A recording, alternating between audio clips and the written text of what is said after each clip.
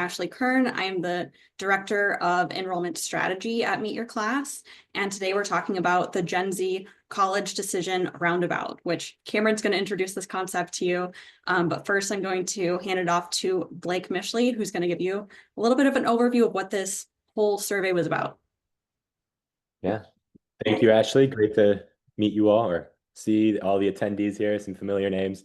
Like Ashley said, my name is Blake Mishley. I'm the CEO and one of the founders here at Meet Your Class.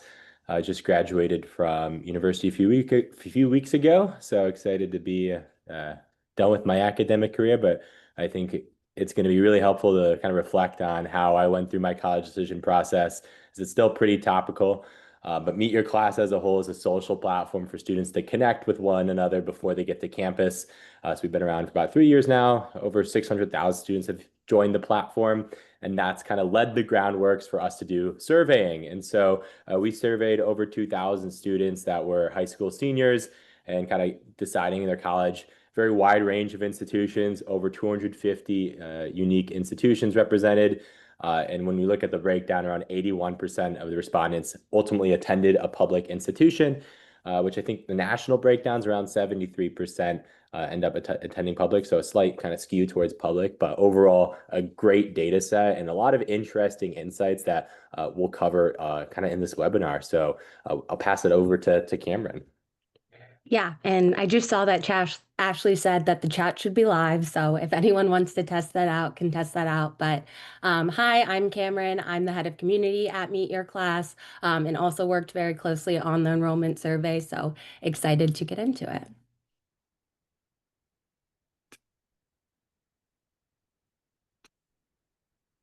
But yeah, so as Ashley mentioned, the roundabout analogy honestly came to me when I was driving through a roundabout. Myself, I was like, wait, this is kind of a lot like the college decision journey for students. So that is what the basis of this webinar is. So for the sake of this webinar, I can think about the college decision journey as a roundabout. So, it's meant to be a simple process with awareness, application, and decision. But as we all know, it's just like a roundabout. If you've ever driven through one, it never feels straightforward for students, which is just like the journey that they go through. So while most students enter with a commitment goal in mind, so an exit in mind, once inside, the path can get messy with, multiple influences like decision drivers like cost, social pressure, and everything else. And some slow down, some reroute, and some might even question whether to stay in higher ed at all. And, just like in traffic, the more overwhelming the roundabout is, the more likely they are to hesitate, miss their exit, or just keep circling around the roundabout if you've ever been in one and been very confused. But, the question is, how do we help students not just survive the roundabout that's the college journey, but feel confident driving through it? And that's what we're digging in today based on the findings from our 2025 enrollment survey. So we'll cover how students enter the roundabout, aka the awareness and how that happens now, the different paths and platforms that students use to make their decisions, what influences them along the way, and we'll call these student decision drivers. And finally, what may cause students to exit early and how to reduce that drop off. So we'll start at the beginning with the on-ramps, which are those awareness channels and how students first become aware of, colleges. Because this has changed dramatically over the past recent years. Instead of one clear on-ramp like a college fair, email, or direct mail piece, there are now multiple paths that feed into the student decision journey. Okay, we're going to launch our first poll here.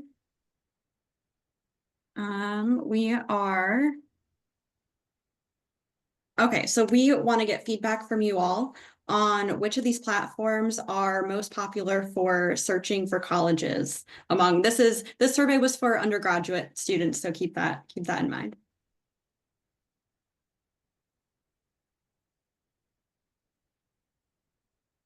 Give you 5 more seconds.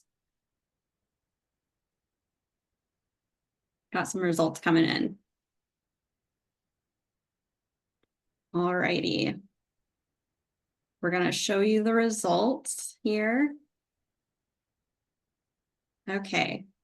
So this was an interesting mix. We haven't done this specific poll yet. We've done some of the other ones in front of other audiences. So we will go to what students said. It looks like there's really a kind of a tie between TikTok and Instagram with this audience, this higher ed audience, and you all are pretty close. So nobody said college scorecard, which is funny because students didn't say that either. You know, it's what our government has made available to students and families, but nobody's using it, right? So Instagram by far was the most popular among students.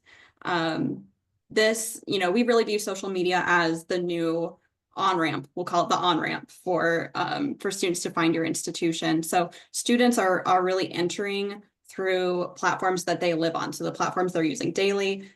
TikTok I saw was popular for our poll as well, which is a good guess. But students aren't just looking at official websites or traditional search tools. There's still value in all these platforms, probably at different stages of the enrollment process. So I'm not saying to drop everything and just flock to Instagram, but it is something to cover, to address. Also, you know, I'd say that these different platforms really appeal to different student segments. So anecdotally, not from our survey, but anecdotally, graduate students are really using Reddit at a higher rate.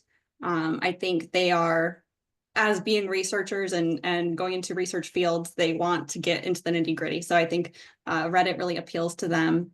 But I think students, especially undergraduates, are using platforms like Instagram because it's really going beyond the storytelling that YouTube offers. And there's that social connection component that students are really valuing. So continuing with this like concept of the differentiation here and the different segments that we're looking at, we also combined our data into with the IPEDS data. So we wanted to really understand for students who ultimately enrolled at public institutions, what were the search platforms that they were using? And then for students that enrolled at private institutions, what platforms were they using? And what we found was that students that go to the private institutions are researching a little bit more broadly. It looks like they're using some of these other platforms at a little bit higher rate than the publics. You know, Instagram is still the most popular here. But they are looking at niche.com at a little bit of a higher rate. So potentially these students are still kind of looking at some of these signals for prestige. Maybe they're more looking for positive outcomes from students. They're also using YouTube at a higher rate. So we have 51% for the private students versus 36% for those students who go to publics. Oh, and real quick before we go, there was a question, is the data disaggregated by demographics? We didn't dive too much into demographics with this. We do our full survey report we can share with you at the end of this, but we were kind of looking at those segments that appeal to different types of institutions. And we do have a separate analysis on faith-affiliated institutions as well, which we could follow up with. Yeah. No, and I think kind of just looking at this broadly, kind of like why does it matter? I think beyond just this initial kind of experience, it's about kind of how are you portraying yourself to these students and kind of more specifically community building. We asked students, like, when was it most important to meet others before kind of going to college? Was it, you know, when you applied, when you had a decision in mind? I think there's a kind of a broad idea in higher ed that students are really only meeting after they've committed. And so they're only allowing tools for people who maybe have deposited and have EDU emails to kind of start connecting. But when we had, you know, asked this, over 58% of students, so over half, said it was most important actually before they committed. And so from the Meet Your Class founder side, this is very interesting because I was very much engaging with schools in my college decision process. I started connecting with people, following Instagram accounts before I was committed to a school. And ultimately, when I committed to University of Michigan, that's when I kind of started getting more serious about looking for a roommate. I know one of my other founders, Jonah Liss, his roommate was still looking for roommates, and the roommate he was gonna room with actually went to another school after already looking. So we can see that there's students who are doing it all at their different scale. So from an institution perspective, it's, are you allowing those students who want to connect earlier? Are you providing them that support? Because today's more and more students are just much more kind of, they care a lot more about kind of the community and envisioning themselves at the institution. Yeah, so as students and as we move through the roundabout in the webinar today, students are very much influenced by more than just the entrance point. So there's tons of other factors, like we all know, that they need to navigate, and we'll call these decision drivers. So these next few slides cover the decision drivers that we talked about in our enrollment survey and that shape the student journey. Students made it very clear that they want transparency around cost and admissions. Published tuition and offered aid were both some of the most heavily considered factors that we asked about. They were ranked number 2 and number 4 respectively.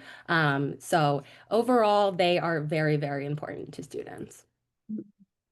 Yeah, Cameron, I was, just looking at published tuition being so important, and comparing this to like other experiences I've had with consulting, it definitely lines up. Published price is a really big driver. And I think this is something that students are looking at really early on. They're going to platforms like US News, World Report, or niche.com, other places where they're kind of filtering down their list of potential schools. So I think this is a really early filtering criteria that students are using just to get that like initial list of colleges. So it's possible that your institution could be eliminated from the get-go just based on kind of a blunt filter that students are looking at. So it's not something important to consider. Yeah.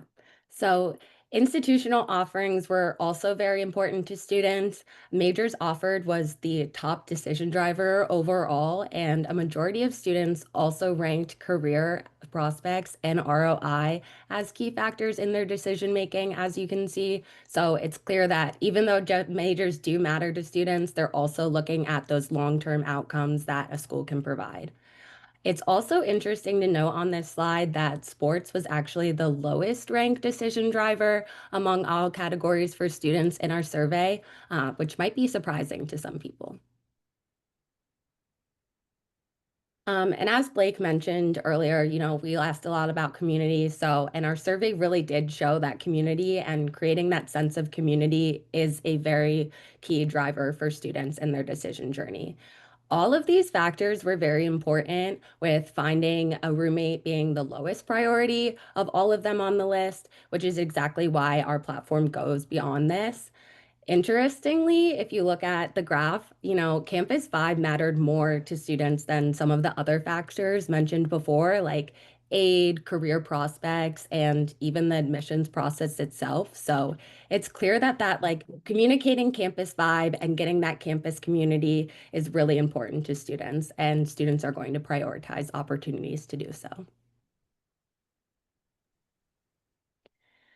And then some other decision factors that we asked about were fit and familiarity. Distance from school, school setting, and parent influence are still, unsurprisingly important to students. But just to note again, knowing others is relatively less important to students, and school size is surprisingly not a huge factor compared to some of the other fit factors. Yeah, and I think just like the underlying trend here is that it's about, can they visualize themselves at this school? And what's the campus vibe? Like, what does that even mean? How can you, is that even tangible, the campus vibe of an institution? So that's where we started getting curious about the drivers when it comes to the campus visits. I think, obviously it's very a telling decision on if a student goes on a tour. So we asked, when you go on a tour, where are you going? So this isn't select multiple. This was just, did you go in person? If no, did you go virtual? Not, did you go on any at all? So retrospectively, 77% opted for in-person tours, 8% for virtual, and 15% for none, which is pretty surprising considering that that's nearly double the amount of students that are going for none over virtual. And reflecting on my college decision, initially I was pretty surprised, but I actually did not go on any myself. Granted, it was during COVID, but that even made me think again that it was COVID and the only options were virtual tours, and I still didn't opt for any of those. I think it still shows that it has a place as a campus tour virtually. It's just the students want to visualize themselves there. They want to see what the vibe is like, and so that they can make that decision about this is a school that I can see myself there. Yeah, so now we've talked about, some of the drivers for students, and we know that there's lots to navigate for students, which is why clear and intentional communication from, you guys and institutions really does matter to them, because just having the information out there isn't enough. And too many signs or too much information can just be a lot of noise for students, and generic messaging just gets ignored by them. So it's not enough to say we have great outcomes or our housing is affordable. You actually need to drive students to internalize those messages as well as, offer the assistance, ideally when they need it. So in those next few slides, we're going to dive into the key criteria that students are weighing as they navigate the decision journey. That'll help you give them, the right signs to commit. Okay, so earlier we were asking students a little bit more about the qualitative influences. So like campus vibe is obviously a very qualitative thing. How do you really define that? So we also wanted to ask students about more direct statistics and the quantitative information that they're looking at when they're evaluating schools. So what you can see here is acceptance rate is a top decision factor for them. I'm sure that's not a huge surprise. We did look a little bit more at some additional segmentation, and it looks like for this, most students are more concerned about like verifying, can I get in? They want like that reassurance of, okay, I think I can get into this school, versus those students who are kind of searching out the more exclusive, kind of prestigious experience. I think we all know that's just like a smaller market. Another really important thing here was housing costs. And I think this is a huge concern that sometimes is left as a back burner conversation with enrollment teams. What we've seen is that on average, in-state students are paying more for room and board now than what they pay for tuition. Also, 40% of students are taking out student loans just to cover the cost of housing. So this is probably an unsustainable trend, something that needs to be a little bit more at the forefront with probably admissions counselors and overall kind of pricing strategies at institutions. We also saw that graduation rates are really important, especially, they're looking at also graduation rates by salary major, so a little bit more granular, not at a huge rate, but students are looking at this. But what was interesting to me was that retention rates are really not looked at by students. And I think this is just our hunch that either students don't know what retention is, they're not really understanding what first to second year retention rates are, or they just don't perceive themselves as being a type of student that could struggle. So they don't really see themselves like as part of this statistic. So they're not really evaluating retention rates, which was a little bit surprising to me. Yeah, so as Ashley discussed, all of those things, providing the right signs and assistance to navigate the roundabout is crucial to get students to that right exit. Because as mentioned, even if they enter with the commitment exit in mind, there are still things that might cause them to circle, take another exit, or feel like they've made a wrong turn. So in these next few slides, we'll chat through some driving factors behind MELT decision and opting out. Okay. We have our second and last poll. I'm going to launch it here. So the question is, do you think students are picking their school or their major first? So I'll let you all answer.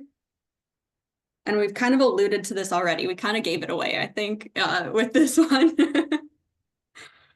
So it looks like more people are getting this one right this time. In other audiences we've done this with, and now I'm probably influencing the results by talking about it while you're voting. Yeah, come on. Probably not a very good sampling practice, is it? Alrighty, I think we've got most of the votes in here. So I'll share you the results. Wow. So This is crazy. typically Blake has done this poll a few times with some different audiences at conferences, and they don't normally get this one right. think I might So have I given. think you all are paying really good attention. So I'll let Blake take it from here. Y'all nailed it. It's the exact breakdowns of of what it is versus from what like the students responded. But yeah, like as Ashley mentioned, we definitely alluded to it.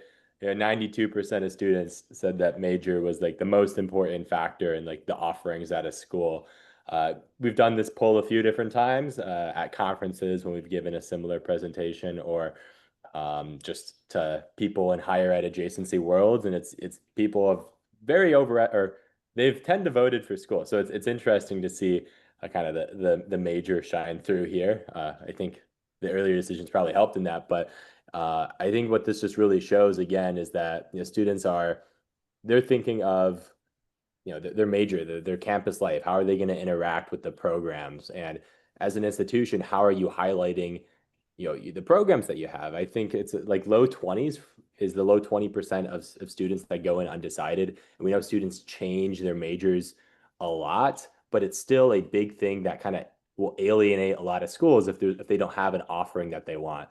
Me personally, I knew I wanted to do computer science, and it didn't matter where. I just knew it was computer science.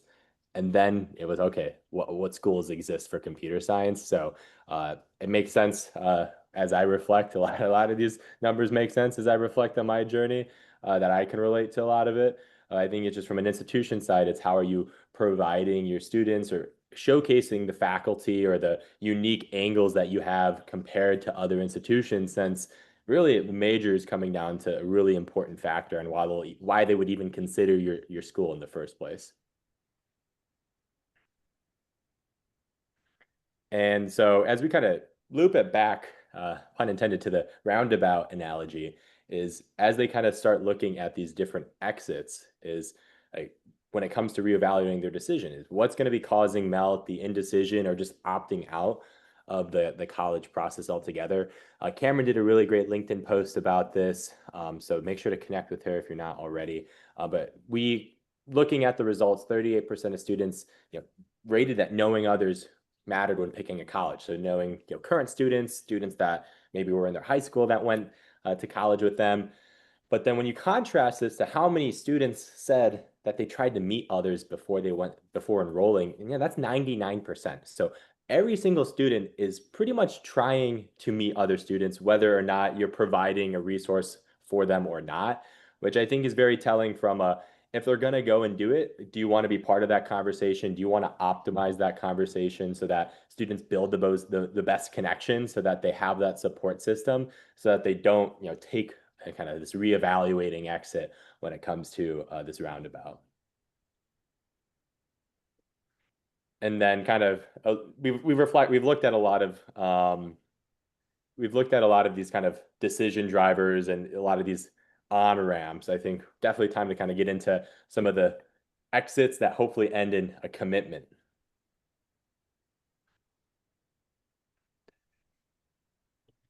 Yeah, so I think, talking about the results and our enrollment survey and the playbook itself, it's really clear to us that most of the decision journey and most of the roundabout does belong to the student. So that's really in their hands. You're not the exit, but commitment is. So what you control as an institution is the clarity, confidence, and connection that students can feel as they navigate through the decision journey. And the more intentional your signs, the more confident the exit, regardless of the entrance or distractions that come along the way. With, 93% of students saying that they're more likely to stay enrolled if given opportunities to connect beforehand, and 69% of students saying that, our platform Meet Your Class has had helped them to make friends before arrival. So, with the right approach, authentic messaging, strong peer communities and support, plus clear digital pathways for students, your institution can, really stand out from others in this roundabout, help guide students to commit and become the exit that students don't want to drive past or miss.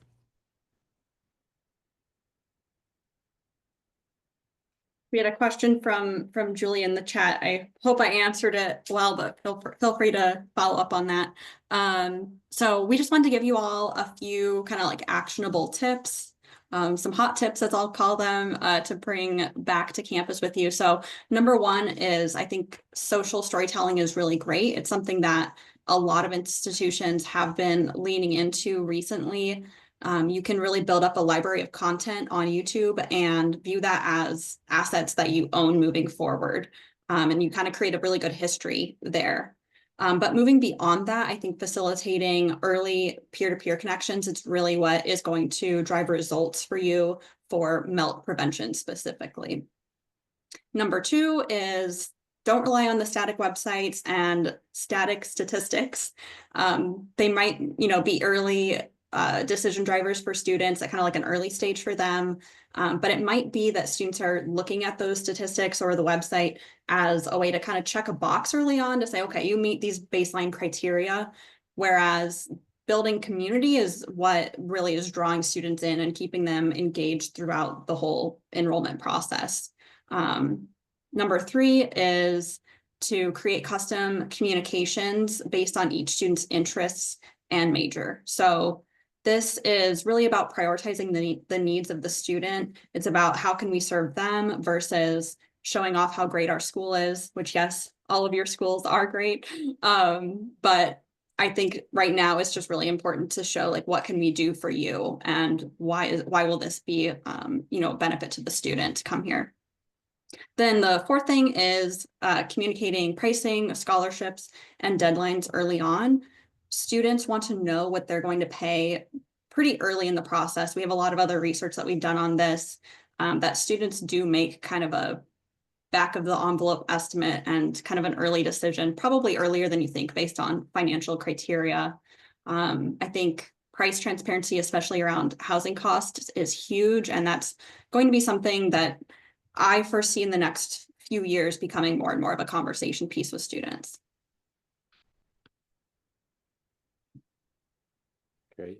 But yeah, no, to kind of just wrap everything up, then I think today's students, every new year, there's new trends on social media, new trends and new generations. So kind of just wrapping it up, students really are just expecting to meet them on the platforms that they use. So these popular social media platforms like Instagram, TikTok, YouTube, they're much more today's kind of on-ramps. Students are using them as search engines, similarly to Google. So meeting them on the platforms that they use is just going to kind of take away a barrier that might be kind of preventing them from making that decision or commitment.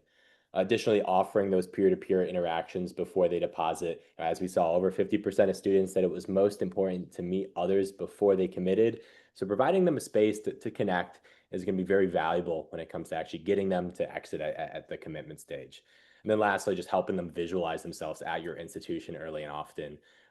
Campus vibe is a very important factor. So how can you make sure that they vibe with you and can see that this is a place that I'm going to succeed. They support my major, they support my interests, they know who I am, and I can get to who I want to be because I go to that institution. So that's really it from kind of that wrapping up. We do have some time for Q&A, but last few kind of two things. We have an open demo of the Meet Your Class platform on June 11th. So there's a QR code to sign up. Very kind of relaxed. We'll take a few and showcase how students are using it. And then a full report QR code if you want to download the whole report that goes over everything we talked about today and more. Make sure to scan that QR code. But thank you all. We'll get into the Q&A. I saw that Jonah sent both links in the chat, so thank you, Jonah, for that as well. Yeah. So we can definitely hang out for a few more minutes for Q&A. We did wrap up our slides early, so everyone kind of gets a few minutes back. I do have one question that maybe Blake, being like a more recent college grad, and you went through this process. I didn't really do this as much, but like what other apps are students using and liking? We only listed kind of like Instagram, TikTok, like a couple of things. What are other apps or social platforms that you think schools should be thinking about adding to their whole list of options here? Yeah, that's a great question. I think definitely, I mean, the main ones that we talked about, Instagram, TikTok, YouTube, a really great kind of thing to do on those apps is just like a baseline temperature check is, look up your institution's name, like what's showing up there, what's the student's first impression of you on social media. Because if it's another school that's buying ads on your name, or if it's a bad review, that's something you might want to fix, since that's the first, impression of y'all. But other apps to look at is definitely kind of dependent on, student population. So Discord is an increasingly popular one that some of our schools are kind of taking advantage of to help students connect. For more international, there's apps that might target more international, like WeChat. And so really just thinking about kind of the type of students, as you get more outside of the big three, it's going to be kind of by student type. So maybe Facebook for more non-traditional, Discord for is type of student. Maybe like I was an engineer, so I use Discord. And maybe for international students, there's different types of apps you can be using. Cameron, any others you would add to that list? I think Blake kind of covered them all. Yeah, I was gonna say, I think that was a really great answer, Blake. So nothing to add. Yeah. We do have a question from Jerry, and he asked, are there any concerns on the higher ed side from using sites like Reddit, Discord that are more user-driven and very raw? So raw is probably a good word for like organic, authentic. Authentic and raw might be kind of the same thing. What are your guys' thoughts on kind of concerns? Like, I think something Blake touched on is like students are going to be doing this anyways, and so do you want to be a part of that experience? And then also you're going to get flagged for real questions that are coming up with students at in real time versus kind of like trying to just randomly search for things at different times. But Cameron, what do you think?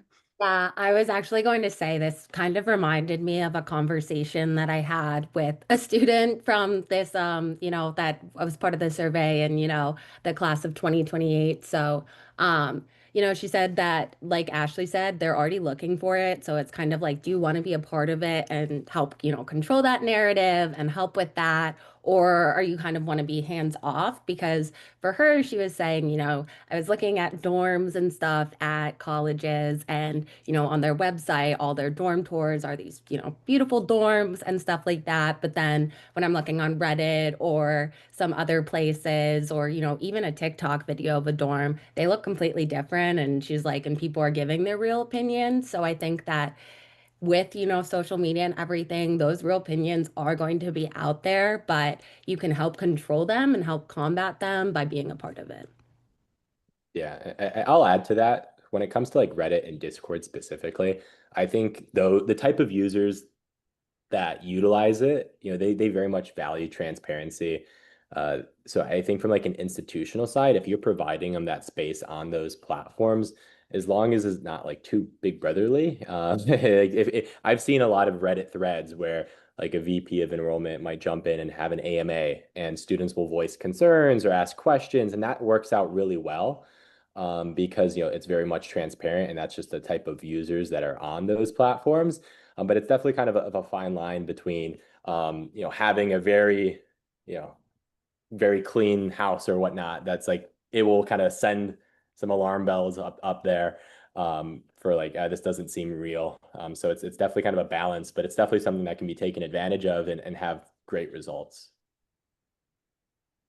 Good answer. All right, I'm not seeing any other questions pop up. I'll give you like 10 more seconds if you want to type one in, but otherwise, thanks for joining us. Thank you for the extra ideas for some breakdowns. We do have some data on programs that students are studying that they self-report on Meet Your Class. So we can kind of think about breaking that down and maybe having a new update. We might share a blog article on some sort of analysis that we break down from that. So thanks for the additional ideas and questions that you had here. Thank you all. Yes, thanks everyone for joining. All right, have a great rest of your day. Thanks so much.